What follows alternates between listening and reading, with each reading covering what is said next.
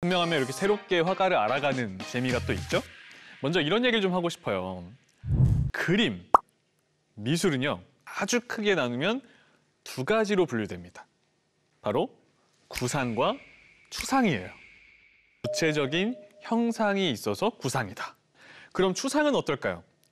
추상은 점점 그 구체적인 형상을 단순화시켜서 나가는 거예요. 점점 대상을 해체시켜 나갑니다. 그럼 그 끝에는 어떻게 될까요? 아무것도 알아볼 수가 없게 되는 거예요. 한마디로 이 구체적인 형상이 있으면 구상인데 그 형태를 점점 걷어내면서 점, 선, 면, 색채로 해체시키는 게 추상인 거죠. 그냥 쉽게 얘기해서 알아보면 구상, 못 알아보면 추상이에요. 왜 이 두 가지를 구분했냐? 오늘 만날 두 화가 서양 추상 미술의 거장들이라고 불리기 때문이죠. 칸딘스키와 파울 클레이입니다. 먼저 이 두 화가의 그림을 볼 거예요. 먼저 칸딘스키의 노랑, 빨강, 파랑이고요. 파울 클레이 세네치오라는 작품이에요. 칸딘스키의 작품은요, 완전한 추상을 이루어냈어요. 못 알아보겠잖아요. 그런데 파울 클레 그림 보시겠어요? 조금 형체가 남아있죠. 파울 클레는 사실은 세상을 단순화시키는 과정에서 추상과 구상 사이를 오가며 작업했어요. 그림을 보다 보면은 추상이 나올 때도 있고 구상이 나올 때도 있는 거죠. 칸딘스키부터 만나볼 거예요. 바실리 칸딘스키, 1866년 모스크바의 중산층 가정에서 태어났습니다. 어릴 때부터 뭐랄까요, 조금 남달랐어요. 색과 소리, 언어에 굉장히 특출난 감각이 있었답니다. 그에게 미술과 음악 교육을 시켰어요. 그림에도 관심이 아주 많아서 소묘를 배우기 시작했어요. 그런데 의외로요, 칸딘스키가 처음 선택한 건 예술가의 길이 아니었어요. 모스크바 대학에 입학해서요, 법과 경제학을 전공했죠. 그리고 음악과 미술의 연관성은요, 일찍이 시작됐습니다. 바그너의 음악에서 예술의 위대함을 느꼈고요. 렘브란트의 작품 속에서 강력한 화음을 느꼈답니다. 로헨그린을 들으면서 모스크바의 밤 풍경이 막 색으로 떠올랐대요. 음악이 지닌 에너지, 그리고 색을 떠올리는 힘이 회화로 발전할 수 있다는 생각을 가지게 된 거죠. 파울 클레도 잠깐 볼게요. 음악 교사였던 아버지, 성악가였던 어머니에게서 예술적 영향을 듬뿍 받았어요. 공통점이 일단 있죠. 음악이에요. 7살 때부터 바이올린을 배웠고요. 11살 때부터는 베른 교향악단의 바이올린 연주자로 활동했습니다. 음악적 재능이 대단했죠. 어릴 때부터 시도 잘 썼고요. 그림도 잘 그렸어요. 사춘기쯤에 접어들면서 완전히 회화에 집중하게 됩니다. 자, 그러면 이렇게 두 화가의 공통점을 살펴봤는데 칸딘스키의 이야기로 다시 가볼게요. 면과 선. 초기작은 아니지만 앞으로 만나게 될 그 칸딘스키의 예술관을 아주 잘 보여주는 그림이에요. 미술과 음악의 조화. 마치 칸딘스키의 머릿속을 보는 것 같아요, 저는. 뭔가 알 수 없는 선들과 형태들이 막 둥둥 떠다녀요. 음표처럼 보이기도 하고요. 악보 같기도 해요. 이게 칸딘스키의 마음이에요. 음악적 요소를 시각적으로 표현하고 싶었던 거예요. 그래서 그는요, 점, 선, 면이 각각 음악에서의 음표, 멜로디, 화음과 유사하다고 생각했어요. 이러한 요소들이 앞으로 칸딘스키가 그려나갈 추상미술의 아주 중요한 역할이 돼요. 칸딘스키도요, 초기에는 인상주의풍으로 그림을 그렸어요. 청기사라는 작품이에요. 넓은 초원을 청색의 옷을 입은 기사가 빠르게 달려나갑니다. 회화의 세계 속으로 뛰어든 본인의 모습이기도 하죠. 그리고 저 청기사는요, 칸딘스키 작품 속에 중요한 상징으로 자리 잡게 됩니다. 다음 작품 한번 볼게요. 그러니까 아직까진 구상인 거예요. 칸딘스키 작품 중에서 가장 아름다운 작품이라고도 평가받아요. 정말 예쁘지 않나요? 근데 잘 보시면요, 아까랑 붓터치가 좀 바뀐 걸 알 수 있어요. 점이 찍혀 있어요. 점으로 색을 채워나갔습니다. 당시 이런 화풍을 쓰던 사람들이 신인상주의였죠. 그들의 영향을 받은 거예요. 법학 교수직을 그만두고 전업 예술가의 길을 걷기 시작합니다. 그런데 아직까지는 어때요? 화가로서의 방향이 정확하게 가고 있는지는 본인도 헷갈리던 시기예요. 그리고 민헨으로 이주했습니다. 활발히 이루어지는 유럽 예술에 몸을 담근 거예요. 여러 예술사조를 흡수해 나가던 시절이죠. 파울 클레는 그림을 어떻게 그렸을까요? 초기작 한번 볼게요. 대단하죠, 여러분. 아까 처음에 시작할 때 봤던 그림과 너무 달라요. 고향 스위스 베른을 묘사했습니다. 10대 때 그린 거예요. 너무 잘 그렸죠, 여러분. 그 디테일을 한번 보세요. 그죠? 상상도 못할 그런 추상화들 너무 단순화돼 있고 너무나 다른 작품에 놀라기도 하죠. 자, 그리고 파울 클레 초기작에는요, 조금 재밌는 것도 많아요. 사회적 풍자, 인간관계의 복잡성, 뭐 이런 것도 많이 그렸습니다. 저는 제목이 너무 길어서 놀랐어요. 서로에게 허리를 굽히는 두 신사, 서로 상대편이 자신보다 더 높은 지위에 있다고 생각한다요. 인간관계죠. 그죠? 그러니까 파울 클레는요, 작품을 통해서 어떤 사회적 관습 이런 걸 비판하기도 하고 사회적 풍자를 즐겨했습니다. 이 두 화가의 예술관을 한번 들어볼게요. 칸딘스키는 이렇게 말했습니다. 색은 영혼에 직접적인 영향을 줄 수 있는 위력을 지니고 있다. 파울 클레는 말합니다. 나는 신생아처럼 되고 싶다. 아무것도 모르고 유럽에 대해서 전혀 아무것도 모르는 거의 원시적인 이 두 예술가에게 큰 영향을 주게 되는 두 개의 그림이에요. 한쪽은 모네의 건초더미 연작 중 한 점이고요. 또 한 점은 로베르 들로네, 오르피즘의 선구자입니다. 모네의 그림은 칸딘스키에게, 로베르 들로네의 그림은 클레에게 영향을 줬어요. 칸딘스키는요, 30대 초반에 자신의 인생을 바꿀 아주 중요한 경험을 하게 돼요. 바로 모스크바에서 열린 프랑스 인상주의 전시회에 갔다가 이 모네의 건초더미 연작을 본 거예요. 칸딘스키가요, 자신의 회고록에 써놓은 글이 있어요. 읽어드릴게요. 처음 겪는 일이었다. 건초더미 그림 앞에서 알아보지 못했다. 이것은 나를 당황스럽게 만들었고 괴롭혔다. 화가에겐 이렇게 애매한 방법으로 그림을 그릴 권리가 없다고 생각했다. 이 작품에는 주제가 없다고 생각했다. 하지만 그 작품은 놀랍고 당혹스러울 정도로 경이로울 뿐만 아니라 기억 속에 오래 남았다. 세세한 부분까지도 눈앞에 떠오른다는 사실을 확인하게 되었다. 카탈로그의 목록을 보고 모네의 건초더미라는 걸 알았다. 그 작품은 상상도 못할 팔레트의 위력이었다. 인상주의, 모네. 순간순간 변화하는 빛을 포착하기 위해서요, 짧은 붓터치를 끊어 쓰는 거예요. 그리고 이 모네의 붓터치가 칸딘스키 안에 내재돼 있었던 예술에 대한 욕망을 터뜨린 거죠. 빛을 표현하다 보니까 윤곽선이 사라졌어요. 이 인상주의의 붓터치는 추상화에 영향을 준 거예요. 색채만으로도 사랑의 감정을 이끌어낼 수 있구나 알게 된 거죠. 그리고 요 시기에 법학대학 교수직의 제안이 왔는데 그걸 거절한 거예요. 그 전에 칸딘스키는 또렷한 윤곽선, 정확한 원근법만 본 거예요. 그러니까 보자마자 알아보는 게 그림이라 생각했는데 처음으로 모네의 건초더미를 보면서 못 알아보는 경험을 한 거예요. 주제가 고작 건초더미예요. 근데 거의 감동을 해버린 거예요. 이게 이 천재 칸딘스키에게는 정말 큰 충격이었던 거죠. 자, 그럼 클레는 어떤 영향을 받았을까요? 로베르 들로네로부터. 파울 클레는 색채에 대한 고민이 많았다고요. 그 고민은 이 로베르 들로네의 오르피즘의 영향을 받으면서 해소됩니다. 오르피즘, 그리스 시인이자 음악가였던 오르페우스의 이름에서 나온 미술사조예요. 색채에 리듬감을 더했다? 그래서 음악가였던 오르페우스의 이름이 들어간 거예요. 피카소의 다시점, 입체파에 음악을 더했다고 생각하시면 되세요. 그러니까 칸딘스키가 모네의 그림에 충격받은 것처럼 파울 클레는 이 그림에 충격을 받은 거죠. 오르피즘으로부터 리듬과 패턴으로 화면을 꾸미는 법을 배운 거예요.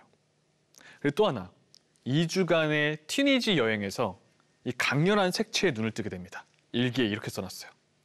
색채가 나를 지배하고 있다. 그것은 항상 나를 지배할 것이다. 지금 행복한 시간을 누리는 것은 바로 색채와 내가 하나가 되었기 때문이다.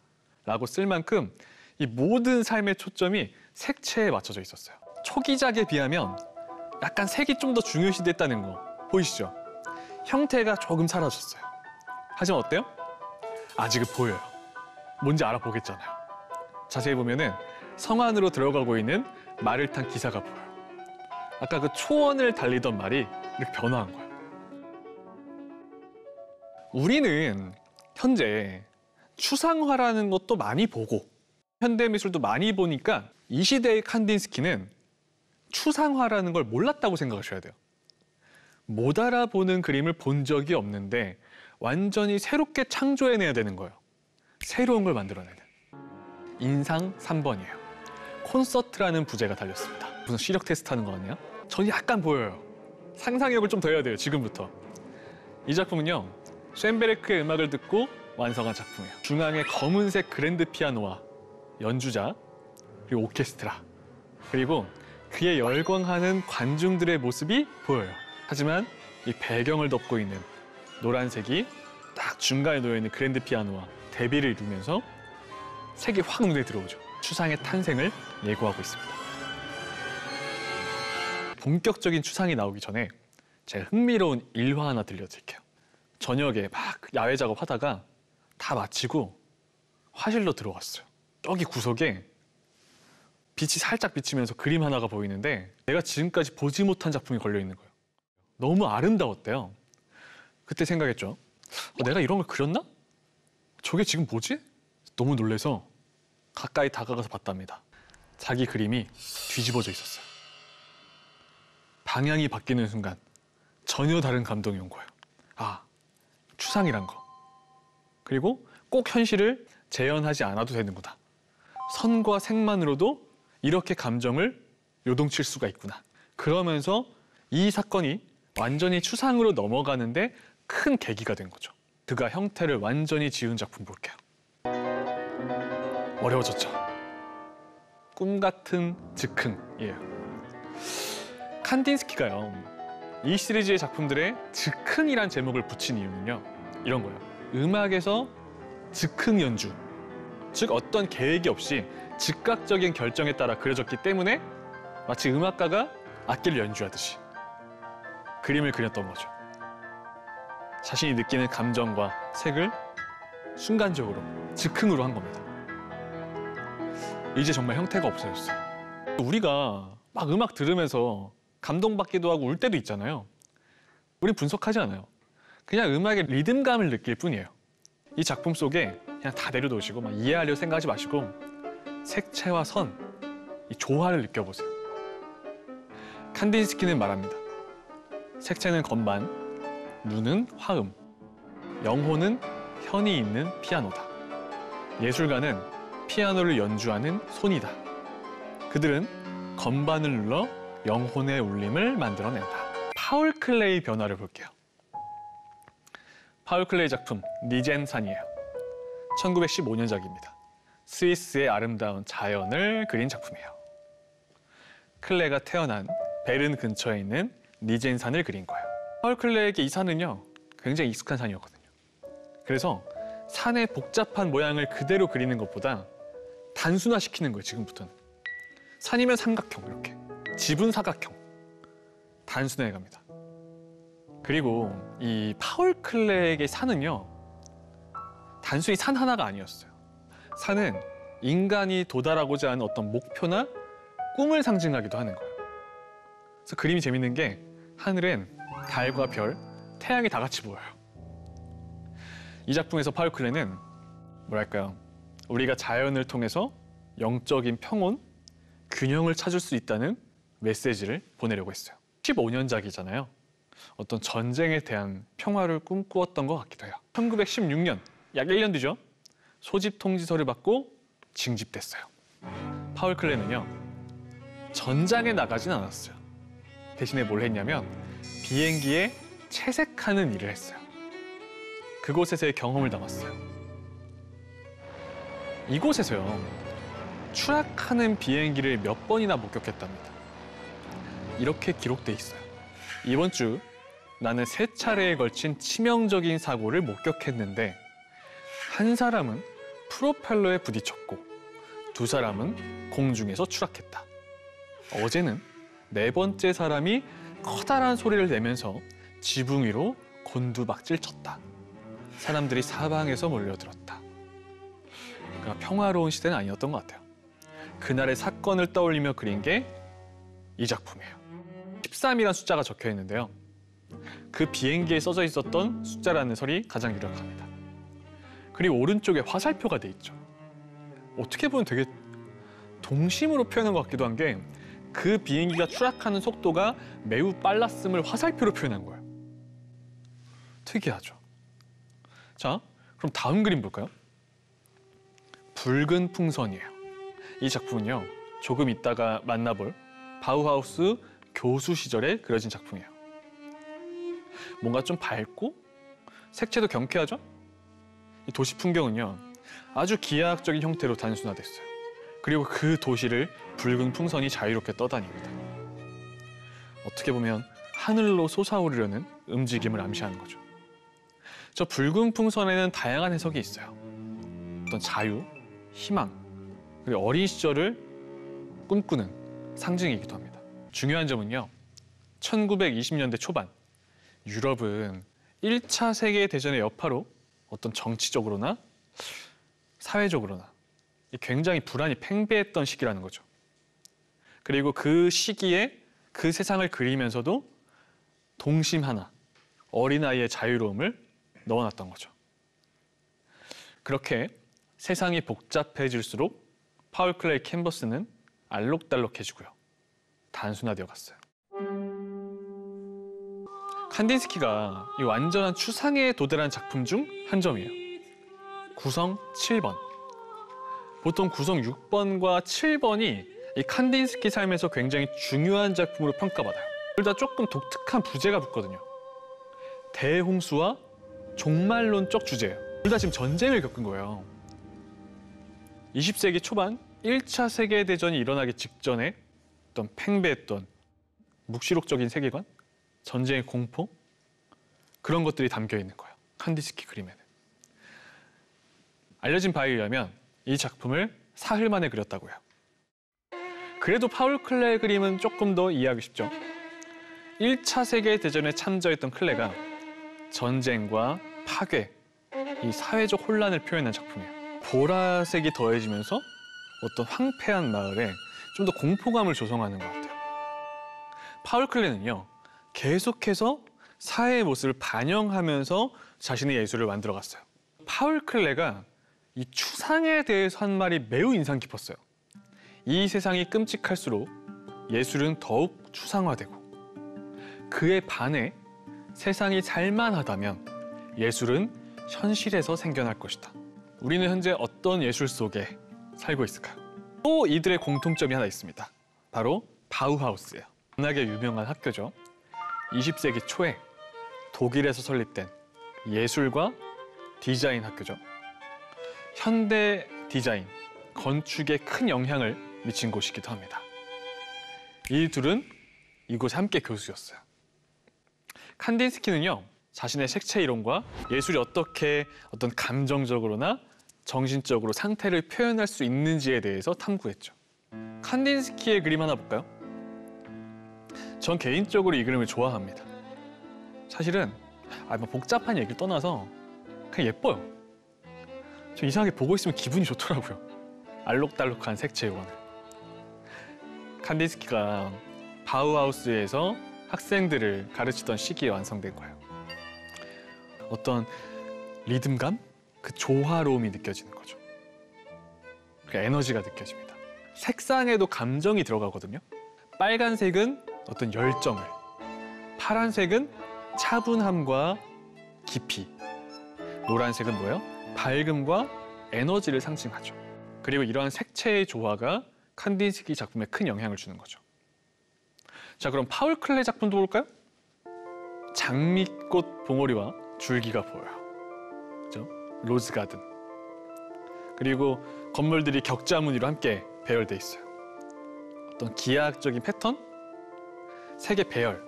칸딘스키와 스타일은 조금 다르지만 둘 다 뭔가 리듬감이 있어요. 파울 클레는요, 사실 자연과 세상의 모든 것에 관심이 다 있었어요. 파울 클레의 그림은 좀 더 보는 재미가 있어요. 뭐 표정이 되게 짓궂잖아요. 동화 같기도 하고. 파울 클레와 칸딘스키가 서로에게 영향을 준 작품이에요. 근데 아마 모르는 분들도 보자마자 느꼈을 거예요. 세네치오, 파울 클레 작품이죠. 라틴어로 나이 든 사람이란 뜻이래요. 파울 클레의 자신의 모습을 투영한 자화상으로도 알려져 있습니다. 유난히 밝은 색채, 선, 면, 또 기하학적인 형태가 눈에 띄죠. 눈썹은 한쪽은 삼각형이고요. 코와 목, 네모난 모양으로 구성돼 있어요. 마치 그런 것 같지 않나요? 어린아이가 그린 것 같아요. 그러니까 나이는 들어갔지만 동심은 계속 유지가 됐죠. 자, 그럼 칸딘스키 작품 볼까요? 제목이 위로 향하다예요. 파울 클레이 세네치오에서 영향을 받아 그린 거예요. 파울 클레의 위트가 칸딘스키 그림에 들어갔죠. 자신만의 추상 미술을 고수하면서 서로 발전해 나갔던 거예요. 두 사람의 마지막은 어땠을까요? 구성 10번이에요. 칸딘스키가 세상을 떠나기 약 5년 전에 그려진 작품으로 알려져 있어요. 칸딘스키의 독특한 추상화 스타일이 집약된 작품이다. 색채를 나이가 들수록 더 신중하게 사용했어요. 그리고 또 하나, 검은색은요, 칸딘스키에게 죽음을 상징하기도 했습니다. 하지만 칸딘스키는 죽음만 생각한 건 아니에요. 그 위에 다채로운 색상을 입혔어요. 삶의 색상일 수도 있죠. 꼭 우주 속의 별처럼. 그의 작품들이 어두운 분위기 속에서도 생명력을 잃지 않았다는 걸 보여줘요. 좀 더 단순해지기도 하면서, 자, 다음 스카이 블루라는 작품이에요. 칸딘스키의 진짜 거의 말년쯤에 그려진 작품이에요. 하늘을 배경으로요, 다양한 추상적인 형태가 떠다녀요. 그 색상들은 어때요? 밝고 경쾌하고, 또 하늘색 배경은요, 평온함과 또 자유로움을 느끼게 하죠. 칸딘스키는 이런 색채를 통해서요, 하늘의 무한함, 자유로움과 공간감을 표현하려 했어요. 칸딘스키는요, 예민하고 어떤 섬세한 내면의 소유자였어요. 아마 칸딘스키의 정신 속에는요, 세상의 음악, 또 색, 자연의 소리, 이 모든 것들이 끊임없이 부유하고 다녔던 것 같아요. 그리고 진동을 일으켰죠. 그리고 우리가 눈으로 볼 수 있는 그 현실을 넘어서서 마음속 깊은 곳에 있는 감정, 영혼의 세계를 그리고 싶었어요. 그리고 77세의 나이로 그 파란반장했던 생을 마감하게 되죠. 자, 칸딘스키는 이렇게 말했습니다. 예술가는 그의 눈뿐만 아니라 영혼을 훈련해야 한다. 라고요.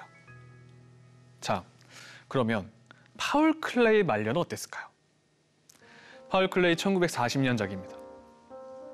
이 작품은요, 파울 클레가 사망하던 당시에 이젤 위에 올려져 있었던 작품이에요. 어두운 배경에 뭐 다양한 사물들이 올라가 있죠? 자, 사실은요, 파울 클레는 말년에 좀 몸이 안 좋았어요. 피부 경화증이란 희귀병을 앓았습니다. 그럼에도요, 그림은 절대 놓지 않았어요. 계속해서 자신의 예술을 탐구해 나갔죠. 또 다른 1940년작을 볼까요? 로시아 꽃이에요. 꽃을 구체적으로 묘사하지 않았습니다. 세상을 단순화시켜서 간결한 선과 형태만 사용해서 꽃의 본질을 표현하려고 했어요. 꽃은 어떤 생명의 상징이자 희망의 상징이기도 해요. 색채와 음악의 그 경쾌함이 느껴지는 작품이죠. 그래서 여러분, 이 추상화를 보는 법 중에 하나가 음악을 들으면서 그 리듬감과 함께 보는 겁니다. 그걸 하고 싶었던 게 또 파울 클레였죠. 그리고 77세의 나이에 세상을 떠나게 됩니다. 약 9천여 점의 작품을 남겼다고 알려져 있어요. 그리고 현대 미술사에 큰 영향을 줬죠. 추상 작품이 발전, 추상 미술이 발전하는데 아주 중요한 기여를 했다고 평가받습니다. 자, 그러면 오늘의 마지막 그림 한 점 볼게요. 제목이요, 보호받는 식물이에요. 정확한 해석은 없어요. 유추할 뿐입니다. 푸른 우주 같은 배경에요, 자연을 상징한 나무가 있어요. 그 옆에 또 잘 보잖아요. 두 명의 인물이 서서 그 자연을 지켜주고 있어요. 저는 이 작품을 보면서요, 오히려 세상이 고통스러울수록 더 단순화시켜지고 색상으로 바꾸려 하지 않았나라는 생각이 들어요. 또 그러면서도 이 자연을 지키고 있는 두 사람을 보면서 마치 오늘 들려드린 파울 클레와 칸딘스키 같다는 생각을 했어요. 이 둘은요, 사실은 이 세상과 자연을 사랑했습니다. 그래서 칸딘스키의 말 딱 맞지 않나요? 세상이 고통스러울수록 미술은 추상적이 됐어요. 세상이 평화로울수록 그 미술은 다시 우리 앞에 있는 세상 속에서 피어날 겁니다.